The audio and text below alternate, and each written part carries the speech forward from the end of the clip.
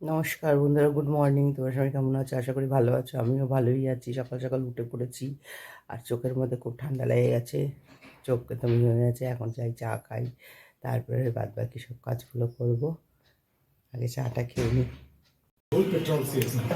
আজকে আর রান্না বান্না যেন মনে হচ্ছে কিছু করি। জলখাবার খেলাম, গরমে ডিমের ঝোল আর ভাত নিয়ে গেছে, আর ইচ্ছে করছে না যেন কিছু রান্না বান্না করি এখন। দেখি, বললাম একটু বাজারে যাও, কিছু আনো। কি করবে ও জানে, কি আনবে। বলছে ডাল আলু ভাজা, এই কথা বলছে। আমি দেখা যাক কি করা যায়। ছোটো মেয়েও, ওকে ওর টিফিনে ভাত খাইয়ে দিলাম মেখে, ও খেয়ে চলে গেল। আমি ওর সাথে একগাল খেয়ে নিয়েছি। গরম গরম তো বেশ ভালোই লাগলো। এখন কি রান্না বান্না করবো, ওটাই একটা ভাবনা চিন্তায় পড়ে আছি। রোজ রোজ রান্না রান্না রান্না। দেখি, স্নান টান করে চলে এলাম, জামা কাপড় ছাদে মেলে দিয়ে আসলাম। আমার বর আজকে এখানে ডাল বসিয়ে দিয়েছে। আমার ডাল বসিয়ে দিয়েছে, আমি উপরে গিয়েছিলাম জামা কাপড় মেলতে, ও এখানে ডাল বসিয়ে দিয়েছে, মুসুর ডাল। এই দেখো, ডাল বসিয়ে দিয়েছে। বলছে আবার আলু ভাজা হবে। আলু ভাজা কাটি, দেখি কি করি। শুধু আলু ভাজা দিয়ে ভাত খাওয়া যায় নাকি? ওর কথাবার্তাই এইরকম। ওই যে বসে আছে কলতলা, দেখো।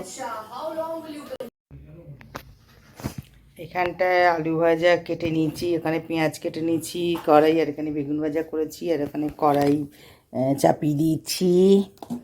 কড়াই চাপিয়ে এর মধ্যে একটু কালো জিরে দেব,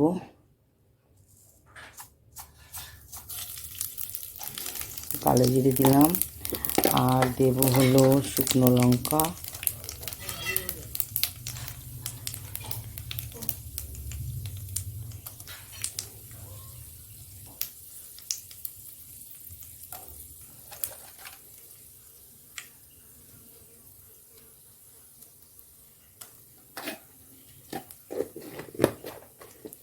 একটু ঝাল ঝাল খাবো, এর জন্য একটু শুকনো লঙ্কাটা বেশি দিলাম।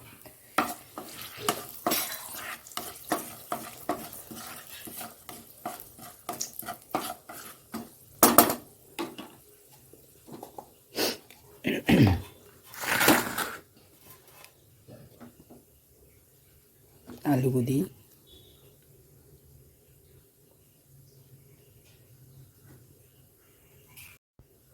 আলুগুলো দিই,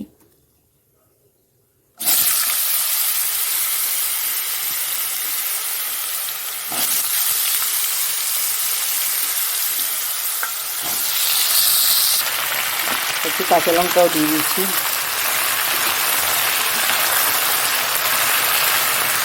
পেঁয়াজ কাটাই আছে,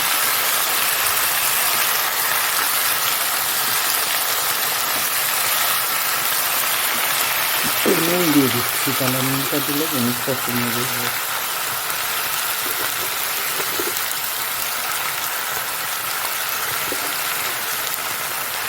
একটু হলুদও দিয়ে দিচ্ছি।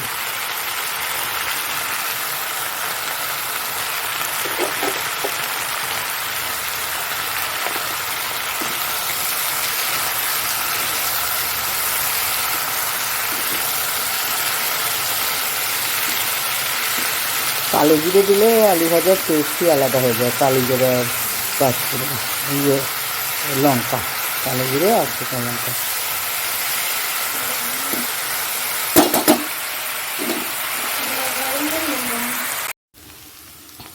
আলুটা হয়ে গেছে, হ্যাঁ।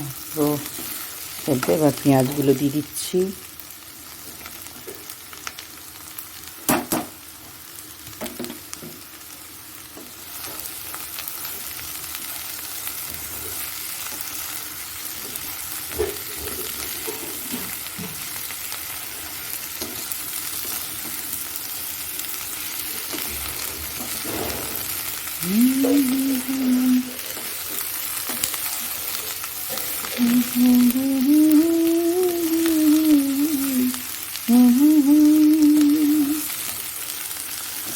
এবার একটু চাপা দিয়ে দেব, একটু ওই ইয়েটা দিয়ে। আজকে ডাল আলু ভাজা খেয়ে তারপরে যে ঘুম দিয়েছি, সত্যি আলু ভাজাটা, গরম গরম আলু ভাজা বেগুন ভাজা দিয়ে ভাত খেয়েছি। ডালটা সেরকম আমি নিই না, কারণ অত ভালোবাসি না ডাল। তা আলু ভাজা পেঁয়াজ দিয়ে যে আলু ভাজাটা, ওটা রুটি দিয়েও খুব ভালো লাগে, গরম গরম ভাত দিয়েও ভালো লাগে। তা ভাত দিয়ে খেলাম আর বেগুন ভাজা দিয়ে, খুব সুন্দর লাগলো খেতে। খেয়ে দিয়ে যে ঘুম দিয়েছি আর এই উঠলাম। গান চলবে বুড়ো? হ্যাঁ আও বুড়ো, কি মশা, বললে না গান চলবে কি না? হুম, চা খাওয়াবে বললে, ডাকলে চা খাওয়ার জন্য, এখন আর কোনো ইয়ে করছে না, কোনো সাউন্ডই ঢুকছে না। আরে ডাকলে কেন, চা খেতে ডাকলে তো উঠি পড়ো। আমি তো বেশ কি বলবো আর,